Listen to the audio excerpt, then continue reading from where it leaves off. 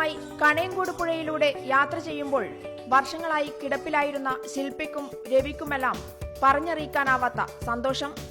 വീട്ടിലെല്ലാവരും വിനോദയാത്രയ്ക്ക് പോകുമ്പോൾ നിസ്സഹായരായി നോക്കി നിന്നിരുന്ന അവസ്ഥയുണ്ടായിരുന്നു ഇവരിൽ പലർക്കും. വർഷങ്ങൾക്ക് ശേഷം വീട്ടിൽ നിന്നും പുറത്തിറങ്ങി കണയങ്കോട് പുഴയിലൂടെ ഹൗസ് ബോട്ടിലൊരു യാത്ര. ഈ ജീവിതത്തിൽ ഇത്തരത്തിലൊരു യാത്ര പ്രതീക്ഷിച്ചതല്ല ഇവരിൽ പലരും. സ്വപ്നം പോലെ അതും യാഥാർത്ഥ്യമായി. കനിവോര പദ്ധതിയിലൂടെ ഉള്ളേരി ഗ്രാമപഞ്ചായത്താണ് കിടപ്പ് രോഗികൾക്കായി ഈ യാത്രയൊരുക്കിയത്. പഞ്ചായത്ത് യാത്രയ്ക്ക് ക്ഷണിച്ചപ്പോൾ തന്നെ ഏറെ സന്തോഷമായി.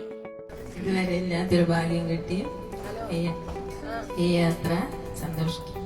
ജീവിതത്തിലെ ഏറ്റവും നല്ലൊരു യാത്രയായിട്ടാണ് തോന്നുന്നത്. ഈ യാത്ര നന്നായി, എല്ലാവരെയും കണ്ടതിന് വളരെ വളരെ സന്തോഷം. കിടപ്പിലായ 50 പേരെയും കൊണ്ട് യാത്ര ചെയ്യാൻ കഴിഞ്ഞതിൽ പഞ്ചായത്ത് പ്രസിഡന്റ് ഷാജു ചെറുകാവിലിനും ഏറെ സന്തോഷം. ഒരു തരത്തിലും പുറത്തൊന്നും പോവാത്ത ഒട്ടനവധി ആളുകൾക്ക് ഇങ്ങനെയുള്ള ഒരു ബോട്ട് യാത്രയ്ക്ക് അവസരമുണ്ടാക്കാൻ ഗ്രാമപഞ്ചായത്തിന് സാധിച്ചു. ഞങ്ങൾക്ക് വളരെ സന്തോഷമുണ്ട്.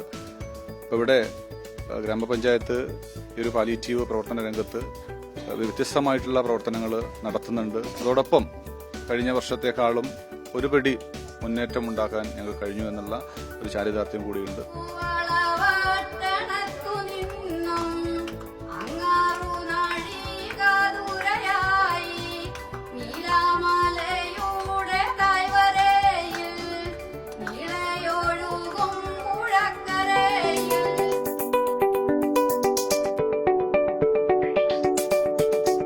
യാത്രയിൽ പങ്കെടുത്തവർക്കെല്ലാം വീട്ടിലേക്ക് റേഡിയോയും ബെഡ്ഷീറ്റും സമ്മാനമായി നൽകിയാണ് തിരിച്ച് വീട്ടിലേക്ക് യാത്രയാക്കിയത്. ക്യാമറമാൻ ജിബേഷിനൊപ്പം കണയങ്കോട് പുഴയിൽ നിന്നും പി വി ജോഷില.